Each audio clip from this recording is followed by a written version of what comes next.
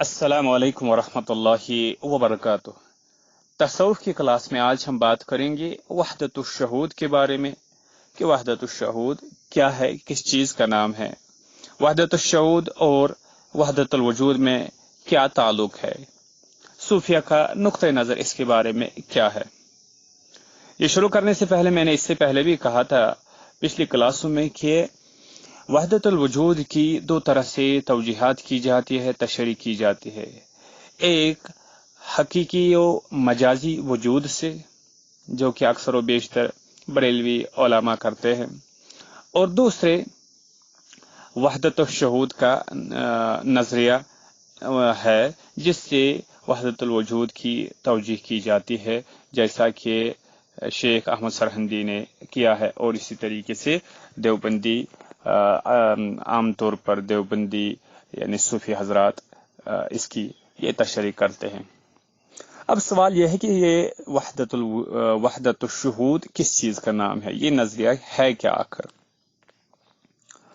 वहदतुश शहूद का नजरिया ये है कि अपने रूहानी सफर के दौरान एक सालिक इस मकाम पर जा पहुंचता है कि उसे सिवाय अल्लाह के और कुछ नजर नहीं आता, और वो दुनिया की हर चीज हत्ता कि अपने आप से भी गाफिल हो जाता है।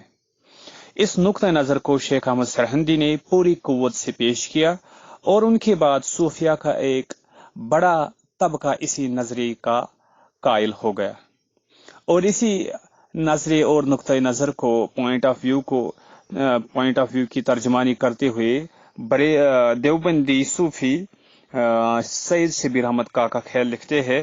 वो बयान करते हैं कि ये यकीन कर लेना कि खुदा के इरादे के बगैर कुछ नहीं हो सकता तौहीद कहलाता है। उसके बाद कहते हैं इसका मतलब ये हरगिज नहीं कि खुदा के बगैर कोई दूसरा मौजूद नहीं, जैसा कि जो लोग वहदतुल वजूद का दावा करने वाले कहते हैं, क्योंकि खुदा को उसकी तमाम सिफात के साथ मानना पड़ता है। और अल्लाह ताला की एक सिफत खल्क भी है, और खालिक कोई तभी हो सकता है जब उसने मखलूक तख्लीक की हो। इसलिए मखलूक की मौजूदगी मानना खालिक का मानना है।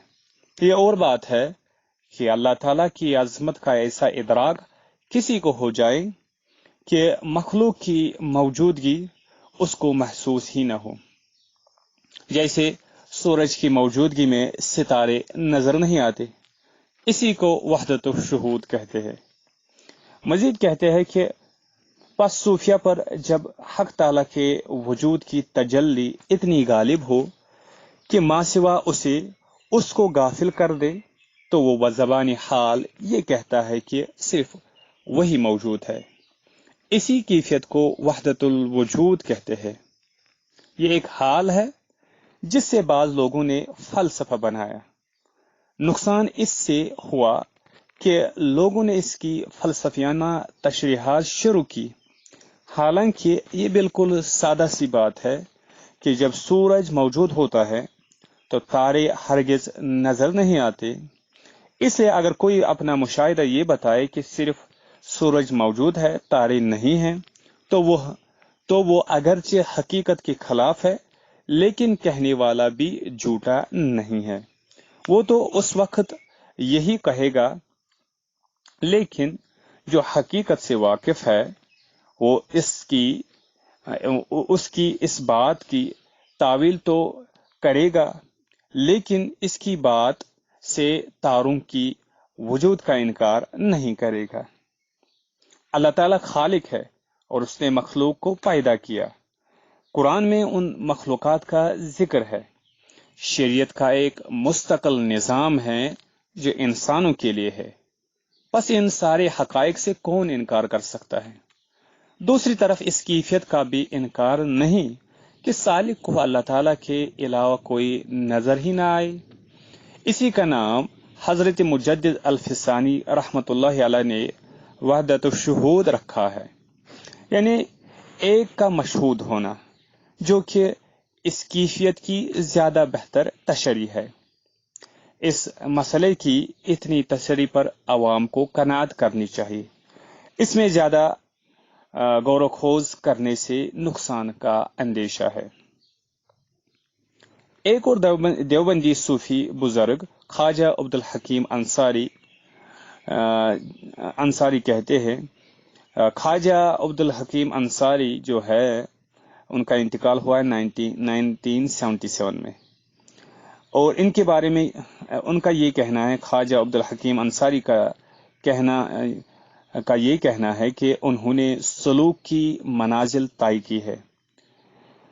انہوں نے اس مسئلے کی تشریح اس طرح کی ہے، وہ بتاتے ہیں کہ سالک جس قدر اپنے افکار اور ادوار عبادات و اعمال میں ترقی کرتا جاتا ہے، اسی قدر قانون الہی کے مطابق اس کی روح شعاع درجہ بدرجہ اور طبق بطبق لطیف مجلہ تجلی یافتہ حساس اور بیدار ہوتی جاتی ہے، اور جن طبقات تک یہ لطیف اور بیدار ہوتی ہے ان کی کیفیات لطیفہ کا احساس اور ماحول کا علم و عرفان بھی اس شعاع کے ذریعے سالک کو ہوتا رہتا ہے۔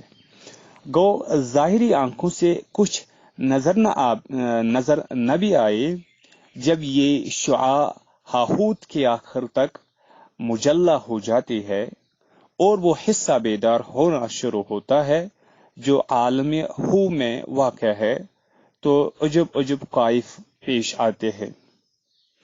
اس عالم میں چونکہ صور و اشکال کا وجود بالکل نہیں ہوتا اور صفاتی و ذاتی تجلیات ملی جلی ہے، اس لیے جب ان کا علم و عرفان سالک کے دماغ پر تو فگن ہوتا ہے تو اس پر عجیب عجیب کیفیتیں طاری ہوتی ہے اور عجب عجب کلمات اس کے منہ سے نکل جاتے ہیں۔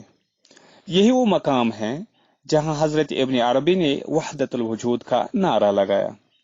ہوا یہ کہ ابن عربی کی روح خلق کی استعداد کی وجہ سے ذاتی تجلیات سے بہت متاثر ہوئی، اور چونکہ یہاں صور و اشکال کا وجود نہ تھا، وہ ان تجلیات کو ذات خداوندی یعنی سراب کو حقیقت سمجھ بیٹھے۔ چنانچہ وہ فرماتے ہیں کہ عالم ہی خدا ہے، یہ عالم تجلی ہے جس میں وحدت نے اپنے آپ کو نمودار کیا۔ ان تجلیات میں وحدت کلیتاً گم ہو گئی ہے، لیکن ان کے ماورا وحدت کا کوئی وجود نہیں۔ ان الفاظ میں حضرت ابن عربی نے اللہ تعالی یا اس کی وحدت کا انکار مطلق نہیں کیا، بلکہ صرف یہ ظاہر کیا ہے کہ اشیائی کائنات کے ماورا اللہ تعالیٰ کا کہیں وجود نہیں ہے۔ یہ ان کے عرفان کی غلطی ہے۔ اللہ تعالیٰ وہاں بھی ہے جہاں عالم مادی، عالم مثال اور عالم امر سب ختم ہو جاتے ہیں۔ اس کے علاوہ وہ یہ بھی فرماتے ہیں کہ اس عالم کے بعد عدم، اور صوفیہ کے نزدیک یہ کائنات عالم اس بات ہے، اور اس سے ماورا ایک اور کائنات ہے جو کچھ موجود نہیں ہے، اسے وہ عدم کہتے ہیں۔ وہ کہتے ہیں اس عالم کے بعد عدم، اور سالک کو عدم میں اللہ کی تلاش نہیں کرنی چاہیے، کیونکہ وہاں سوائے رنج و تعب کے اور کچھ حاصل نہیں ہوتا۔ یہ بات بھی انہوں نے صرف اپنے ذاتی تجربے کی بنا پر لکھی ہے، حالانکہ لطائف کے اصلی عوالم تو شروع ہی عدم سے ہوتے ہیں، جیسا کہ ہم پیچھے بیان کر آئے ہیں۔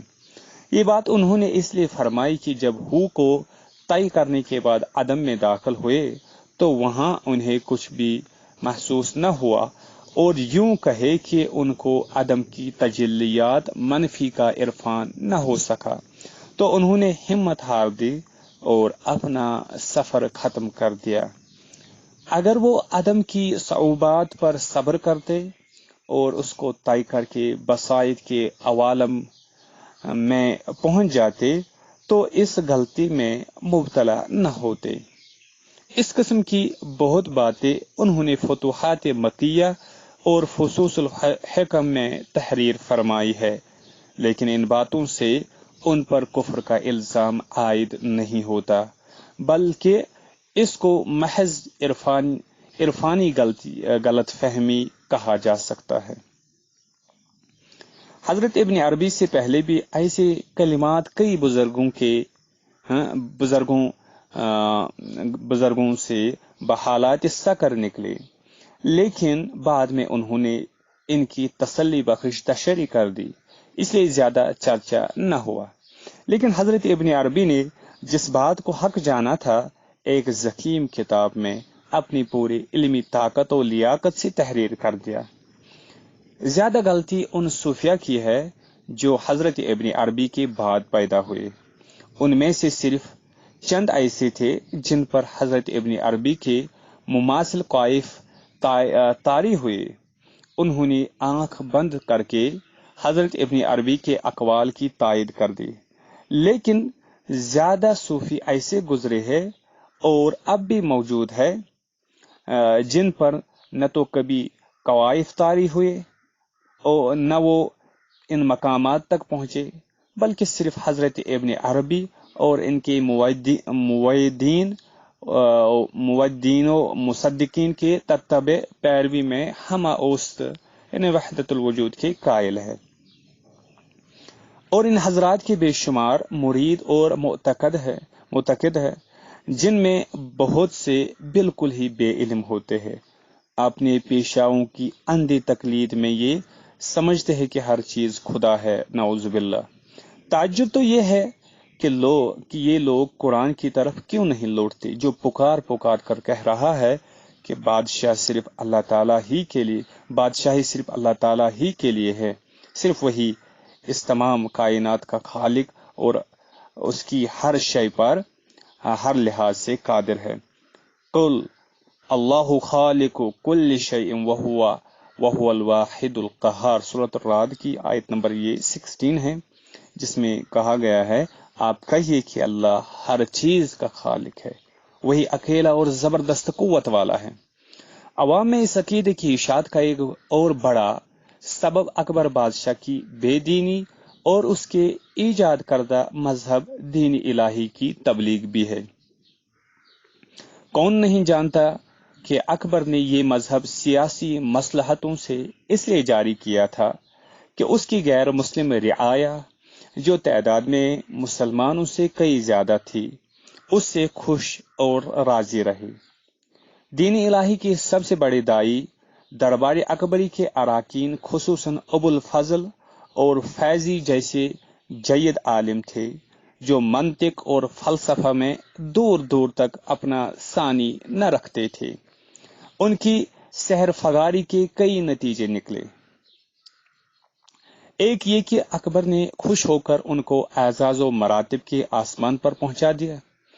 دوسرے یہ کہ غیر مسلم خوش ہو گئے کہ مسلمانوں میں بھی روحانیت کا آخری عقیدہ وہی ہے جو ہمارے مذہب میں ہے، اور ان پر جو توحید اسلامی کی فضیلت کا رعب طاری تھا جاتا رہا۔ تیسرے یہ کہ خود مسلمان بھی یہی سمجھنے لگے کہ توحید صرف ہمارے ہاں ہی نہیں دوسرے مذاہب میں بھی ہے، اور ان کے ذہن میں اپنی فضیلت کا جو احساس تھا ختم ہو گیا۔ چوتھے یہ کہ اکثر مسلمان علماء اور عوام بادشاہ اور عمراء کی خوشنودی کے لیے ہم و اوست کا دم بھرنے لگے، یہاں تک کہ 2-4 نسلیں گزرنے پر اسلامی تصوف میں اس عقیدے کو وہی درجہ حاصل ہو گیا جو مذہب اسلام میں کبھی توحید کو حاصل تھا، اور آج جس تصوف زدہ کو دیکھو وہ یہی کہتا ہے کہ کفر و اسلام میں فرق ہی کچھ نہیں۔ اس نقطہ نظر کا یہ ہے، یعنی اس دیوبندی صوفی حضرت حکیم کا کہنا۔ اس پوائنٹ آف ویو کو، اس نقطۂ نظر کا خلاصہ یہ ہے کہ سالک کو اپنے روحانی سفر میں ایک ایسے مقام سے واسطہ پیش آتا ہے جب اسے اللہ تعالیٰ کے سوا اور کچھ نظر نہیں آتا اور وہ ہر چیز سے غافل ہو جاتا ہے۔ شاہ ولی اللہ نے اپنی کتاب لمعات میں وحدت الوجود اور وحدت الشعود میں تعارض کنٹرڈکشن کو دور کرنے کی کوشش کی ہے۔ ان کا کہنا یہ ہے کہ جیسے ہر انسان کی ایک روح ہوتی ہے، ویسے ہی پوری کائنات کو اگر ایک بہت بڑا انسان فرض کر دیا جائے تو اس کی بھی ایک روح ہے۔ اس روح کو انہوں نے النفس الکلیہ یونیورسل سول کا نام دیا اور بیان کیا کہ یہ روح اللہ تعالیٰ کی ذات سے قائم ہے۔ ان کا کہنا ہے کہ جب ابن عربی یہ کہتے ہیں کہ ہر چیز خدا ہے تو اس سے ان کی مراد یہی ہوتی ہے کہ خدا کی قائم کردہ یہ روح ہر چیز میں موجود ہے۔ اسی طرح جب شیخ احمد سرہندی کہتے ہیں کہ ہر چیز الگ ہے مگر سالک کو وہ ایک ہی نظر آتی ہے تو وہ دراصل اسی کی توجیہ پیش کر رہے ہوتے ہیں۔ اس کے جواب میں ناقدین تصوف پر تنقید کرنے والے کہتے ہیں کہ اگر اس بات کو درست مان لیا جائے تو پھر سوال یہ پیدا ہوتا ہے کہ رسول اللہ صلی اللہ علیہ وسلم اور آپ کے صحابہ پر یہ کیفیات طاری کیوں نہیں ہوئی؟ احادیث کے پورے ذخیرے کا مطالعہ کرتے چلے جائے تو معلوم ہوتا ہے کہ ان حضرات نے کبھی یہ منازل طے نہیں کیے۔ قرآن مجید اور احادیث کے پورے ذخیرے میں کئی بھی وحدت الوجود یا وحدت الشعود کے الفاظ موجود نہیں ہیں اور نہ ہی ایسی کیفیات کا بیان ہے جن پر وحدت الوجود یا شہود کا اطلاق کیا جا سکے۔ قرآن و حدیث میں کئی بھی ایسا بیان نہیں ہوا ہے جس میں مسلمانوں کو یہ ترغیب دلائی گئی ہو کہ وہ ایسے روحانی سفر پر نکلے جس میں وہ اللہ تعالیٰ کا ایسا مشاہدہ کرے جس میں انہیں سوائے اللہ کے کچھ نظر نہ آئے۔ اسی طرح شاہ ولی اللہ کا یہ کہنا کہ کائنات میں ایک روح موجود ہے قرآن مجید یا صحیح احادیث میں کہیں ایسا بیان نہیں ہوا ہے۔ یہ تھی وحدت الوجود کے بارے میں گفتگو۔ انشاءاللہ اگلی کلاس میں مزید وحدت الوجود اور احادیث اس کے سلسلے میں جو بیان کیے جاتے ہیں اور ان کا جواب کیا دیا جاتا ہے اس کے سلسلے میں بات کریں گے۔ تب تک کے لیے السلام علیکم ورحمۃ اللہ وبرکاتہ۔